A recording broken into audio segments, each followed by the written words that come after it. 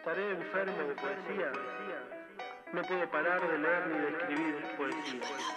No hacen el amor, hacen la ausencia. Toco tu boca, con un dedo toco el borde de tu boca. Voy dibujándola como si saliera de mi mano. Ejemplo. Yacíamos en un lecho de amor. Ella era un alba de algas fosforescentes.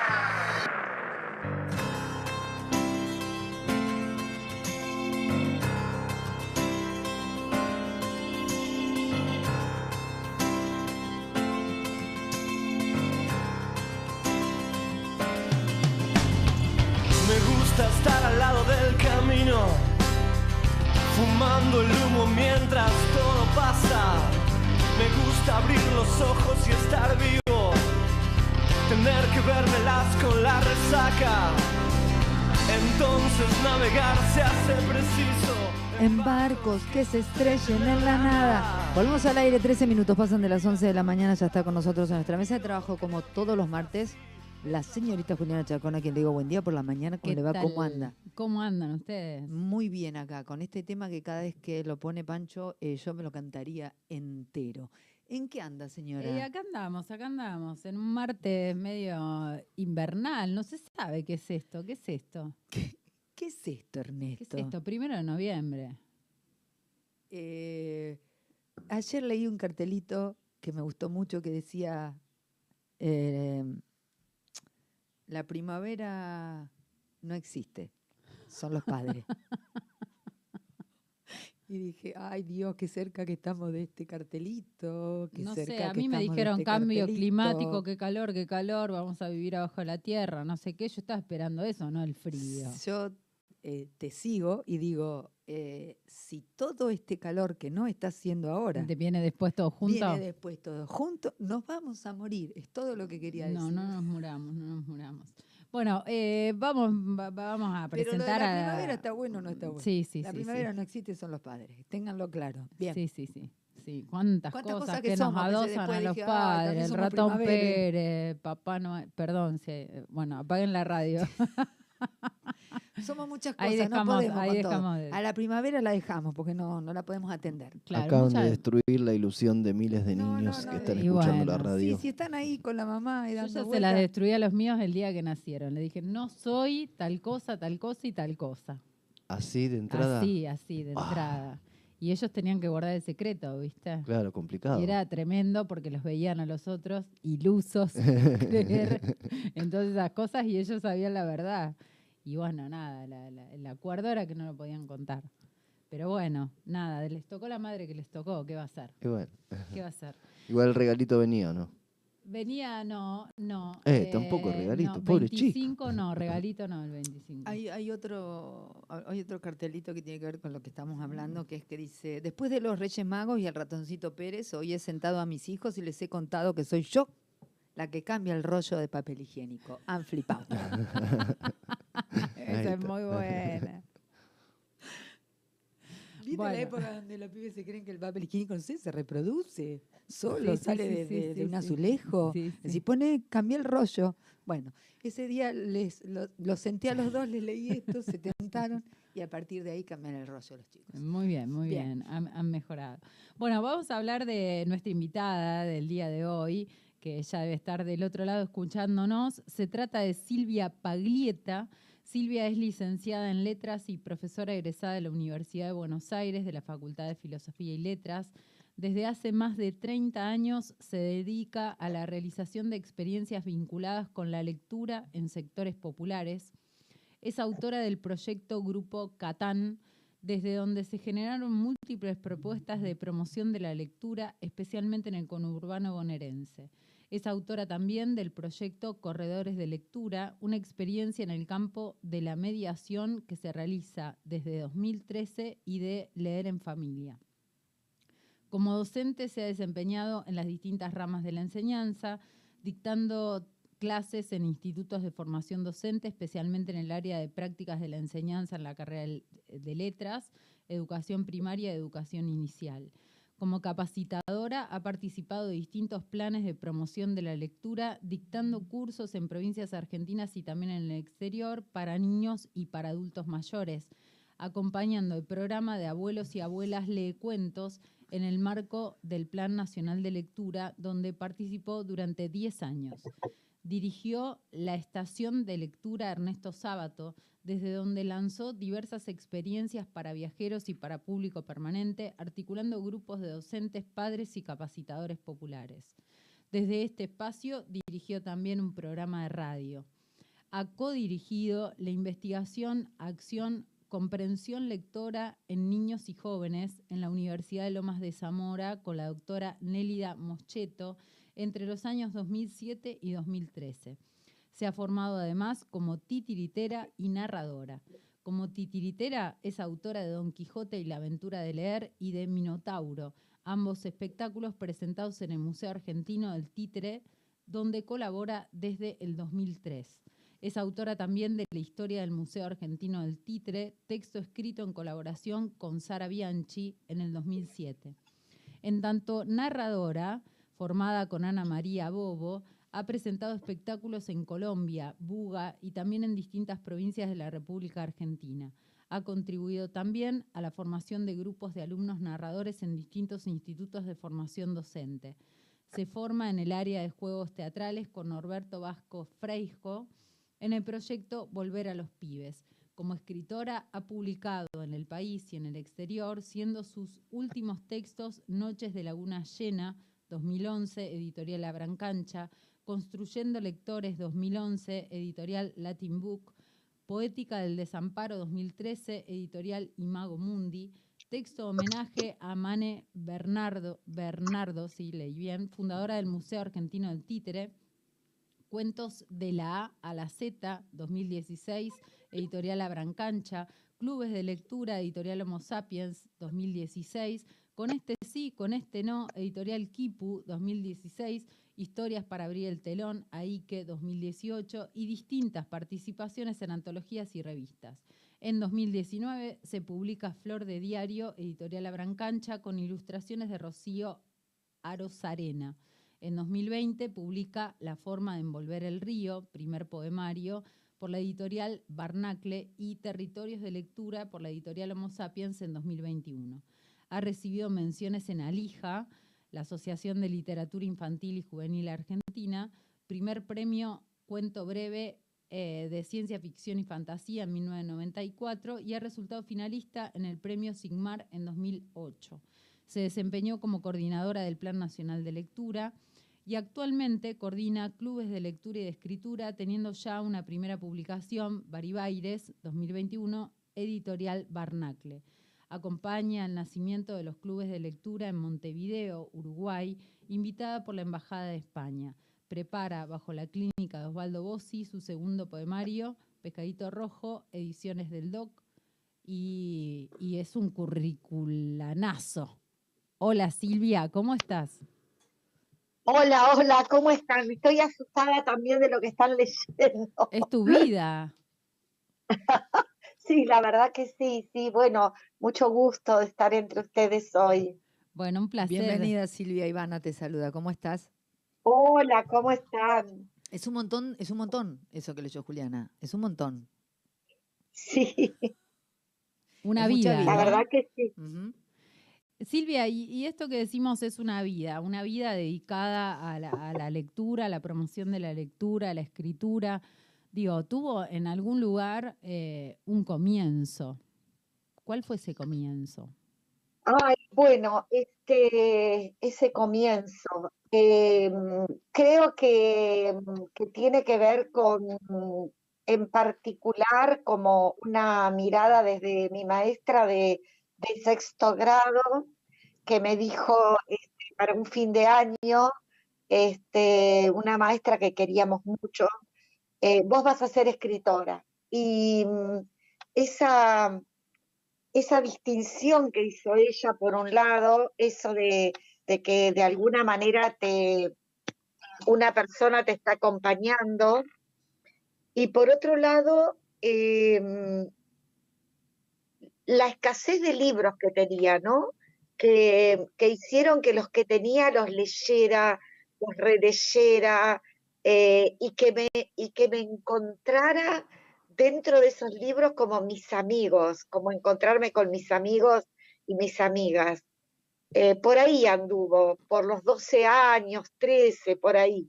Qué importante esto del acompañamiento, ¿no? Del maestro, del docente, cuando registra esta vocación, ¿no? Inminente de escritor en un niño. Tremendo, porque además no conocíamos los autores, no existía esto de que el escritor iba a visitarte a la escuela, la biblioteca era encontrarnos con libros todos forrados de azul. Entonces, el valor de lo que ahora nos reímos como consigna, ¿no? Que es hacer una composición, y todo lo que yo ponía cuando hacíamos esas composiciones, lo recuerdo, ¿no? Como la letra, la idea de agradar, de que yo después lo pudiera leer a los demás, era como muy, muy gratificante, a pesar de que después uno hace su recorrido hasta que vuelve, ¿no? ¿Cómo es eso de hacer el recorrido hasta volver? ¿Qué Bueno, recorrido y a dónde se vuelve? Claro, no, digo que después hice la secundaria, después en la universidad hice la carrera de letras, que me alejó totalmente de lo que es escribir, porque bueno, se impusieron los modelos, conocí Borges, Cortázar, no sé cuántos autores, estudié latín, griego. Claro, uno lee Borges, Cortázar y empieza a esconder lo que había escrito, ¿no? Exactamente, eso. No escribí Y nunca más. después, creo que trabajando como profesora también seguí ocultando, ¿no? La idea de que, no sé, yo recuerdo la pasión con la que les leía a los alumnos Huidobro, Vicente Alexandre, Oliverio Girondo, y era la pasión que ponía por esas primeras prácticas docentes, pero también era el enorme placer que me producía a mí eso, ¿no?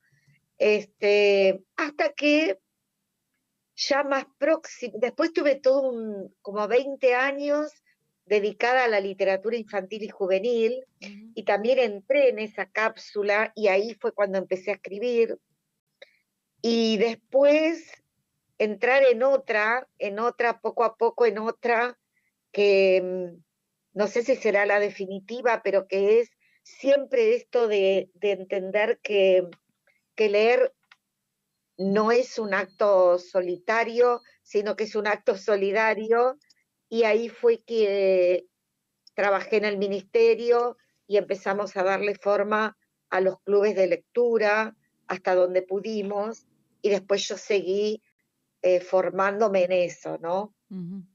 Vos decías, ¿volví a dónde? Como la idea de que, por ejemplo, en mi caso, siempre tuve que trabajar, y pertenezco a una época donde justamente ayer lo hablaba en uno de los clubes a propósito de que estamos releyendo Tuya, porque como trabajo también el tema de mujeres que leen, Tuya creo que salió alrededor del 2005, y contábamos que habíamos defendido a esa mujer que tenía que trabajar, atender la casa, postergarse y vivir para un marido. Y cómo ahora estas mujeres que leen, entre las que me incluyo, hemos salido de esa situación y hemos vuelto a un estado de libertad que, por lo menos desde la época a la que pertenezco a esta, pero digamos en la que entendí que había que casarse para salir de la casa, y que había que destinar tiempo para las tareas de la casa y demás, siempre era como salir y un entrar de la literatura, hasta que en los últimos 15 años ya, bueno, ya alcanzamos uñas y dientes. Ya te sentaste en la literatura. Exacto, pero también también pararme en un lugar de militancia, de entender que hay que cambiar verdaderamente de perspectiva, que hay que pensarse como un militante de la lectura y trabajar con los que no lo pueden hacer. Bueno, pararnos, por lo menos yo me paro bastante en ese lugar.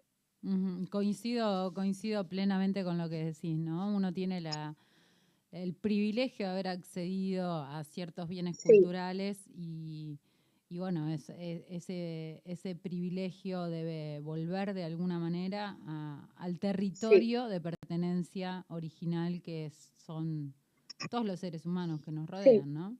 En ese sentido, sí, yo me siento como muy en eso, muy territorial y no creamos esto de que todas las mujeres pueden elegir su tiempo de lectura. Todavía escuchamos, si no me ocupo, la casa se viene abajo, ¿quién se va a ocupar de las chiques? ¿Quién pone el papel higiénico? Hay que atenderlo, todavía, sí. ¿Perdón? ¿Quién cambia el papel higiénico? Digo, recuperando un poco el Sí, chiste que hacía hoy Ivana. Me encanta eso que dijeron. ¿Quién repone el papel higiénico para que una tenga el tiempo, ¿no? De lectura, claro, por ejemplo. ¿Y quién toma esto de... también hablábamos a propósito de tuya, que era lo que comentábamos ayer, cómo según donde te pares, decís, bueno, pobre mina, la engañó el marido, bueno, de alguna manera tiene que reparar. Y cómo el gran protagonista de esto que ha hecho Piñeiro, que siempre trabaja mucho apuntando para la clase media, este dolor de la clase media cuando se le desbarrancan los valores, ¿no? Entonces, probablemente yo haya formado parte también de esa estructura, ¿no? ¿A qué te referís con esto de los dolores de la clase media cuando se les desbarrancan los valores? Claro, ¿cómo sería eso? Se desbarranca, por ejemplo, o sea, delatar al marido, como era en el caso de esta protagonista, delatar al marido era perder la escuela privada, era perder la buena ropa, era perder la buena comida, era perder lo que decían los demás. Entonces, de alguna manera necesitaba como cubrir a ese marido, que era como también protegerse ella.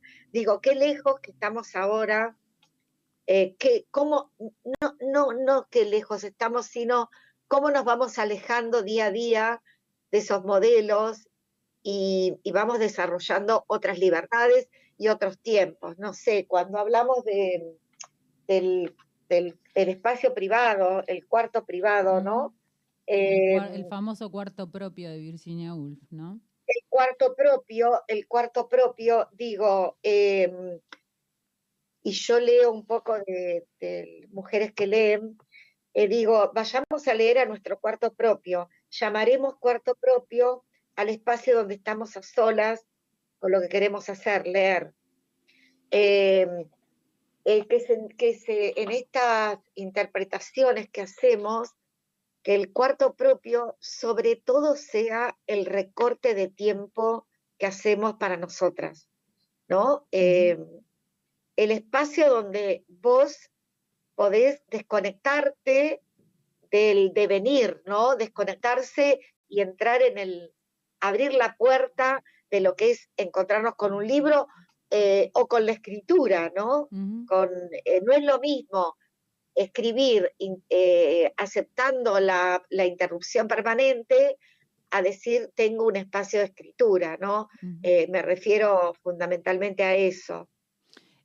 Hoy mencionabas, para volver un poco al territorio de la escritura, que cuando te empezaste a meter en literatura infantil y juvenil, empezaste a escribir otra vez, ¿no? Después de la formación académica, de dedicarte fuertemente a trabajar como capacitador y demás, dijiste, yo cuando me metí más fuerte con la literatura infantil y juvenil, empecé a escribir. ¿Qué crees vos que habilita? Porque lo voy a hacer como ley. Casi siempre la literatura, la cercanía a la literatura infantil y juvenil habilita al escritor. ¿Por qué crees que sucede eso? Bueno, no lo sé, pero en mi caso, yo había hecho una licenciatura con Lidia Blanco y Graciela Guariglia, y como formándome en algo que desconocía, que era la literatura infantil y juvenil. Tuve una formación ahí bastante intensa, conocí una enorme cantidad de escritores, y ahí conocí la obra de Gustavo Roldán. Uh-huh. Y Gustavo Roldán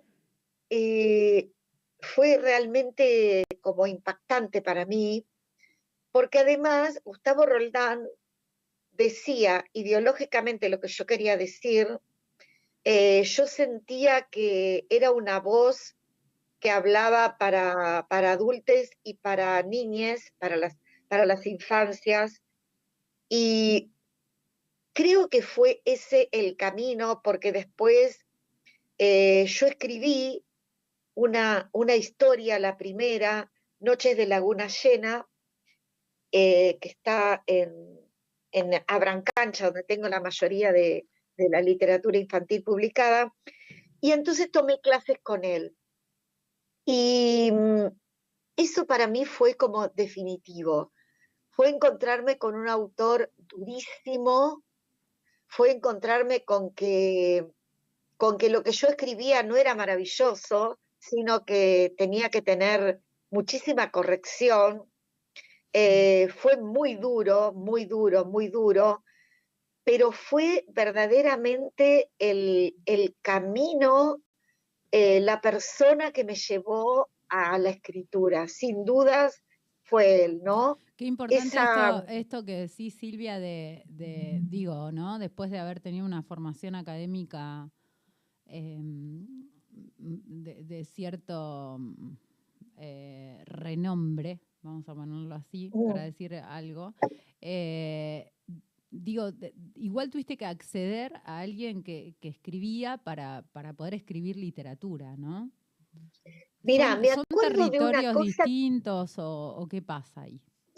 Sí, me acuerdo de muchas cosas que él me dijo, pero la primera vez que fui a verlo, yo tenía todo completo, el texto escrito, que era como una especie de novel, donde yo había tomado una idea había pasado un día en la Laguna de los Padres y había estado mirando los animales, y bueno, yo también soy bonaerense, he vivido en muchos pueblos, ciudades de la provincia de Buenos Aires, y entonces me sentí inspirada, palabra que después aprendí a borrar, pero bueno, en esa época me sentía inspirada. ¿Por qué? Entonces me puse a escribir.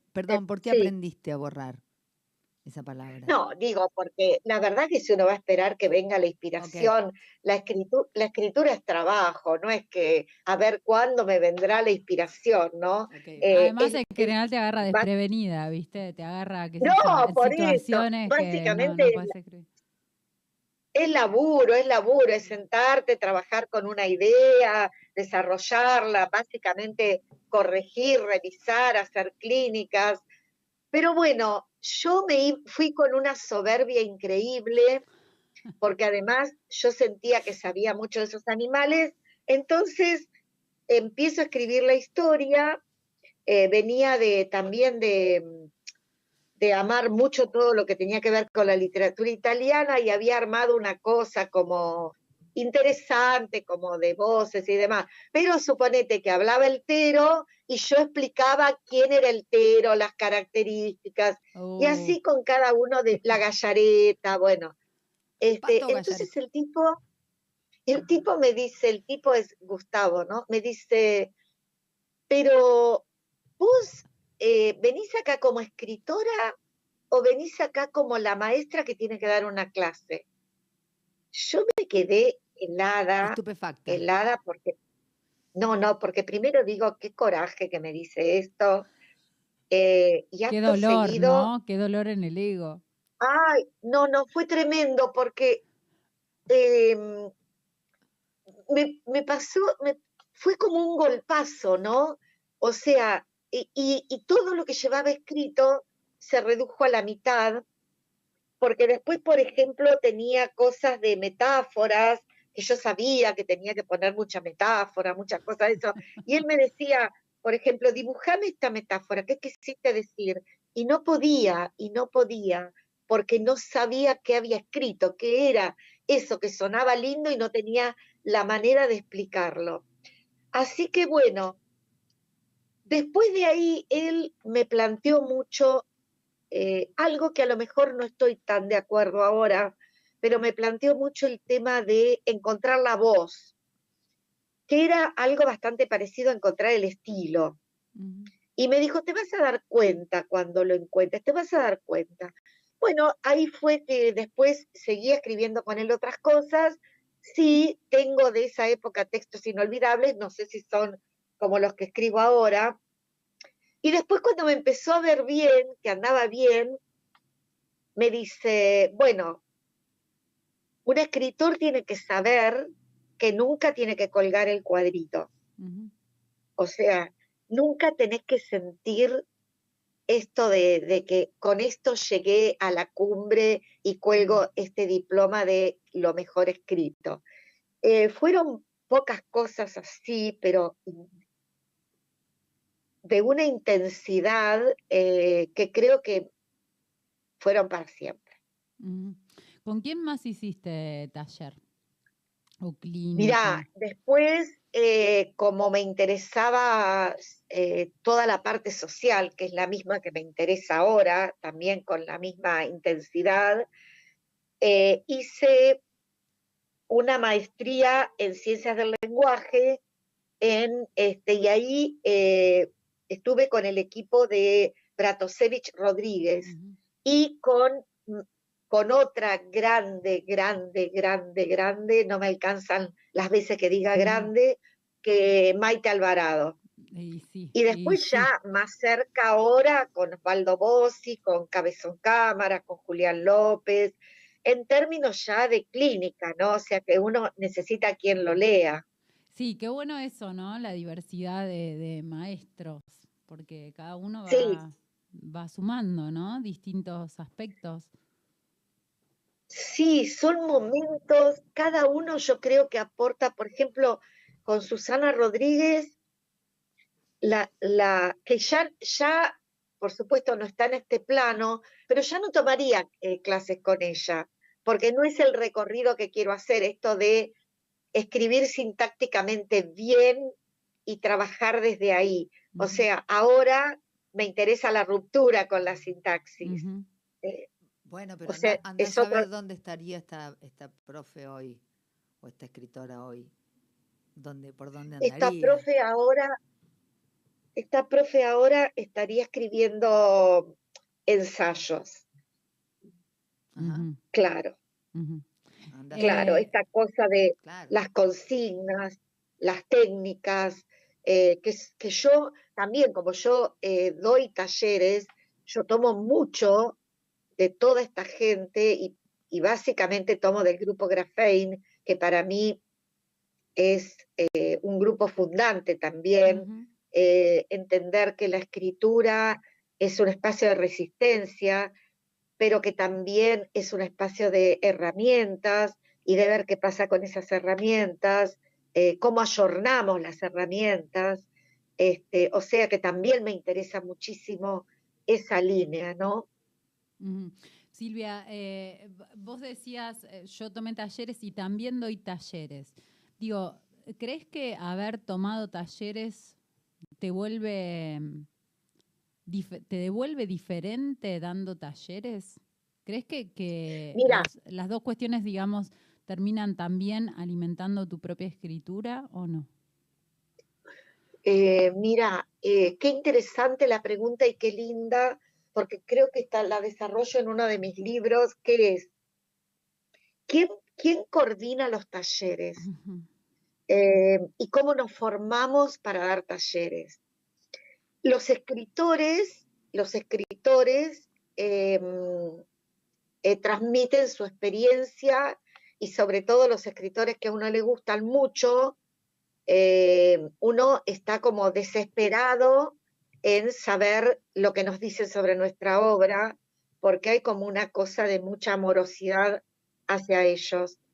A esos autores que coordinan talleres no les pido nada yo, pero digamos, en la coordinación de talleres, que podríamos decir, extender un poco esta conversación para un espacio que me gusta muchísimo a mí, que es trabajar para los institutos de formación docente, digamos, para donde están orientados también mis libros de divulgación, los que salen por Homo Sapiens. La idea es que hay que formarse como coordinador. O sea, no es porque te sentás y das una consigna, sos el coordinador de un taller. Sí, o lees un fragmento de X autor, digamos, eso no. Exactamente. No es o sea, uno como lector puede hacer, como lector, ¿no? Puede hacer rondas de lectura, hacer trabajos con la lectura, todo lo que, digamos, lo que nos habilita como lectores, pero para acompañar procesos donde tengo la enorme responsabilidad de ver si esa persona va a tirar del hilito de su palabra, de su escritura, y tengo el compromiso de acompañarlo, es algo realmente muy serio. Y me parece que bueno, que ahí hay que tener cuidado con quien uno se pone. Y, ¿no? O como hace muchos años se trabajaba en las escuelas el aula taller. Entonces, decíamos, ¿no? Que en el aula taller había que obtener un producto, y que el producto era un texto. Y entonces se escribía cualquier cosa, ¿no? O sea, como qué proceso es el que se va a poner en marcha. No es que yo invento una consigna y mirá qué bárbara que estuve con lo que inventé. No, detrás de la consigna hay un campo teórico y uno tiene que ser severo en eso. Coincido. Ahora, pregunto, todas estas posiciones, digamos, como coordinadora de taller o como tallerista, ¿crees que retroalimentan tu propia escritura? Digo, ahí explicabas un poco como tallerista sí, porque te fueron dando distintas herramientas. Lo que pregunto es, ¿ser coordinadora de taller te vuelve a vos hacia tu escritura de otra manera? No lo siento así, no, la verdad que no lo siento así. Lo que sí siento es que cada vez que pienso, digamos, los talleres que yo doy son talleres que se llaman Leer para Escribir, donde siempre lo que quiero es garantizarme una lectura para después escribir, y me sirven, digamos, como escritora, esos trabajos de los participantes, las participantes, me sirve para ver cómo si uno pone bien una consigna, no hay, que es algo que sí me sirve para mí, no hay género, no hay formato, no hay nada, ¿no? La persona logra hacer un trabajo con la palabra liberada de esas estructuras. Para eso sí me sirve. Sí. Bien. Sí. Además de trabajar como coordinadora de talleres, como escritora, además haces un trabajo de promoción de lectura. Y ahí quería preguntarte, un poquito lo dijimos al inicio, ¿por qué? ¿Por qué la narración oral? ¿Por qué la promoción de la lectura? ¿Por qué los títeres? Digo, son todas actividades que de alguna manera se abren hacia lo social.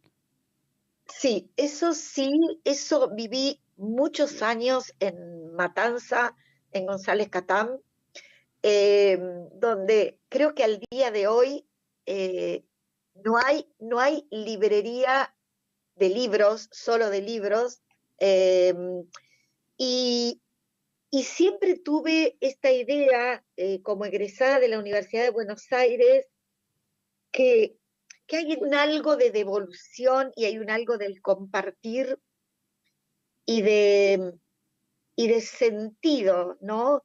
de lo que uno hace compartiendo con les otros.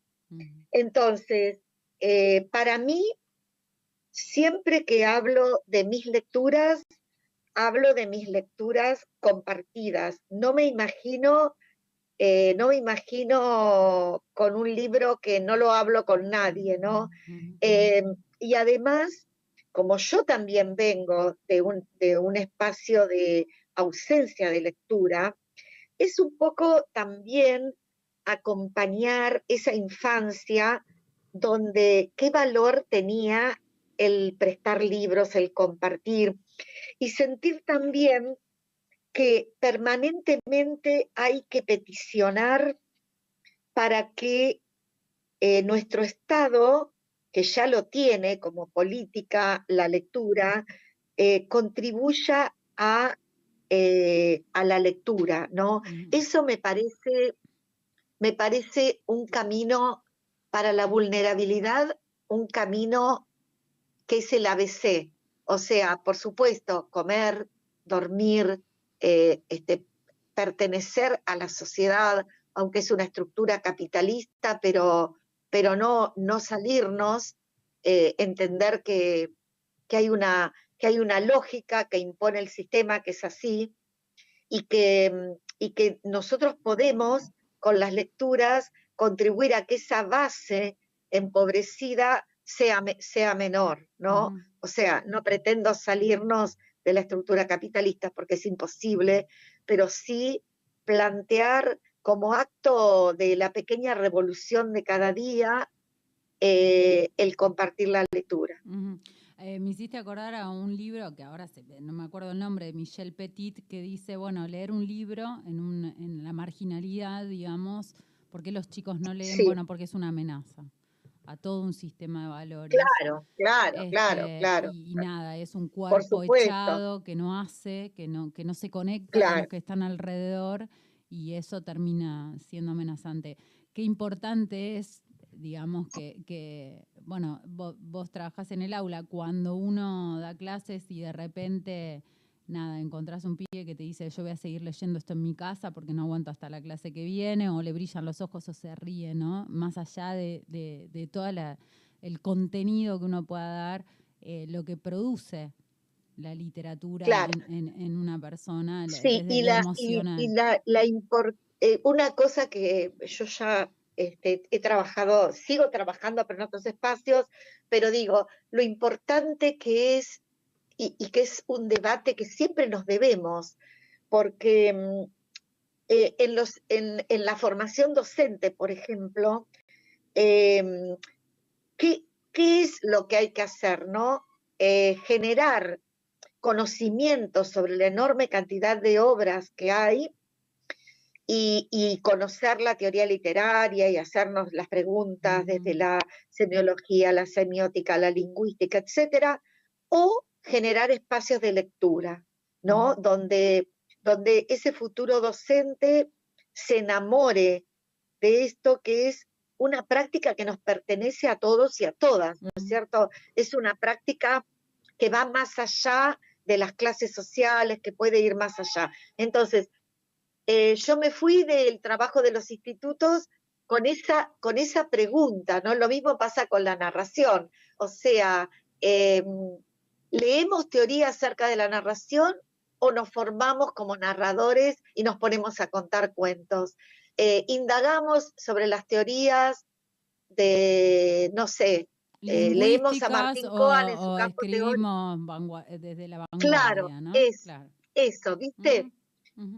Y el tiempo no alcanza, el tiempo verdaderamente no alcanza. Escúchame, el tiempo que no va a alcanzar es el de esta entrevista, porque yo hablaría con vos 100 días más, es tremendo, pero primero no quiero dejar de elogiar los bombones que haces porque son muy ricos. Esto para el público, que lo sepa, hace unos bombones muy sabemos nomás porque no los probamos, pero bueno. Y nada, otro día vamos a seguir charlando, obviamente, porque seguramente se venga algún libro nuevo ahí. Pero bueno, la verdad que la entrevista es fascinante, yo seguiría hablando 30 días más, pero acá el público pidió en el posteo de Instagram Pescadito, y alguna parte de Dudú. Hay alguna parte de Dudú. No sé, pidieron eso. ¿Vos ahora o te servís a tu público o los molestás y lees otra cosa? No, mirá, voy a leer algo de Dudú, que es un libro que estoy en vías de publicación, digamos, que se llama La bala bajo el paladar, que es la historia de, digamos, esto que decíamos de los cruces de género, ¿no? Uh-huh. Está escrito en verso y de alguna manera narra la historia de una mujer que se queda sola y que dialoga con su gato en este planteo del giro animal, ¿no? O sea, salir del lugar de lo antropocéntrico para conversar con el gato. Bueno, spoileándome a mí misma, voy a leerles el último poema, el 41, que lo leo y dice así. ¿Qué podría hacer yo con ese sueño, Dudú, cuando ya te habías ido y todo era no encontrarte en nuestro departamentito del Pasaje Las Flores? Por eso decidí no despertar y quedarme ensoñada en los placares. Yo sé que no se hace. Entre las medias no se hace. Entre las sábanas que una amiga plegó. El aire, se había ido el aire por alguna alcantarilla del deseo. ¿Lo estás escuchando, Dudú? ¿Estás aún en los escasos metros donde el alma pesa 12 miligramos? ¿Estás ahí? Escucho tu ronroneo, ¿o me equivoco? Habíamos dicho que las palabras se podían ir a buscar a la Alameda, a la ruta, entre los autos, en las estaciones de servicio. Morir, eso no se hace, Dudú. No encuentro la lámpara. Tengo miedo de bajar por la escalera. ¿Vas a aparecer? ¿Estoy soñando? ¿Nos vamos a encontrar en los maulliditos y comeremos muchas veces en la mesa redonda que da al patio? Saldremos a cenar y pondrás un mensaje bajo mi plato. Mira para allá, dirás. Y después, cuando el mozo levante el plato, encontraré tu voz, es decir, tu letra. Que los sueños no te quiten el aire, que no te quiten el agua, habrás empezado a reír. El fuego, que no se vaya, harás un ademán, tu mano, un cuchillito acogotándote. ¿Te habrás ido, Dudú? Hay un rumor de pasos abajo, la puerta, el picaporte, la alacena, los platos, una bandeja, tazas. ¿Quién pone la mano sobre los sueños? Silencio, Dudú, estoy llegando. Ahí. Tremendo, tremendo, Silvia. Nos queda pendiente Pescadito, pero contale a los lectores, a los oyentes, dónde pueden conseguirlo. Librazo, bueno, les pueden digo. Consigan ese pueden libro. Escribirme a mí por privado, mi Instagram es spaglieta, o pueden escribir a Ediciones del Doc, Bien. que también les contestan. Bien, Silvia. Creo que se vende por acá en Hernández también. Bien, bueno, ahí atentos, consíganse Pescadito porque es un librazo, sí. Librazo. Gracias. Mil gracias por sumarte a este espacio extraño, un martes a las 11 de la mañana, hablando casi una hora completa de literatura. Bueno, la verdad que estoy encantada y bueno, siempre dispuesta a compartir. Muchísimas gracias y felicitaciones por el programa. Un abrazo, Silvia, muchísimas gracias a vos. Bueno, ahí pasaba, creo que de las que yo recuerdo, la más visceral tiene una cosa muy de docente, ¿no? Sí, ese apasionamiento. Tiene una cosa muy... y no quise interrumpirla, ¿no? Pero seguramente podremos en otra charla charlarlo. ¿Qué tema cuando nos metemos también en la educación, en lo polar, ¿no? Esto o aquello. le iba a decir que por ahí había lugar para un poquito de cada cosa, ¿no? Que hay que dejar de pelearse con esta cosa de o esto o aquello. Sí, depende como de cada uno, ¿no? Justamente, donde se también, posiciona. La vi tan apasionada que dije, no, esto yo acá no me meto ni un poquito. Gracias, Juli, como siempre.